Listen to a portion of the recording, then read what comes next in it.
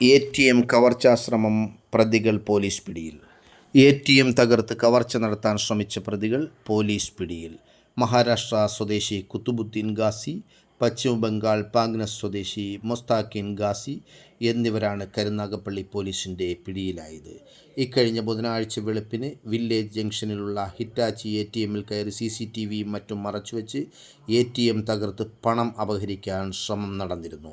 ATM ഉടമ Karunagappally police സ്റ്റേഷനിൽ പരാതി നൽകിയതിൻ്റെ അടിസ്ഥാനത്തിൽ കേസെടുത്ത് അന്വേഷണം നടത്തിയ കരുനാഗപ്പള്ളി പോലീസ് ATMലെയും പരിസര പ്രദേശങ്ങളിലെയും CCTV പരിശോധിച്ചതിൽ മുഖംമൂടി ധരിച്ചതും തലയിൽ തൊപ്പി വെച്ചതുമായ 2 പേരാണ് പ്രതികളെന്ന് കണ്ടെത്തി. തുടർന്ന് കഴിഞ്ഞ 1 മാസമായി ഈ ATMൽ പണമെടുക്കാൻ വന്നവരെ ഓരോരുത്തരെയും പ്രതികളെന്ന് സംശയിക്കുന്നവരുടെ 2 പേരുടെയും ചിത്രങ്ങൾ കണ്ടെത്തുകയും ഇവർ അന്യസംസ്ഥാന തൊഴിലാളികളാണെന്ന് മനസ്സിലാക്കുകയും ചെയ്തു. തുടർന്ന് നടത്തിയ അന്വേഷണത്തിൽ ഇവരെ പണിക്കര് കടവ് ഭാഗത്ത് കണ്ടതായി വിവരം ലഭിച്ചു.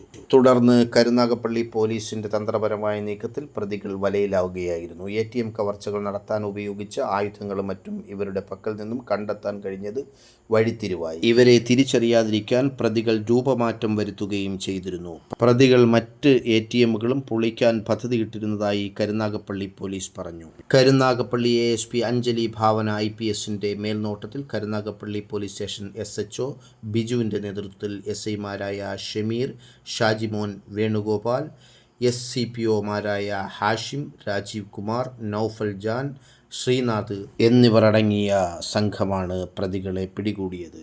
Ayur to Oyur news, Karunagappally.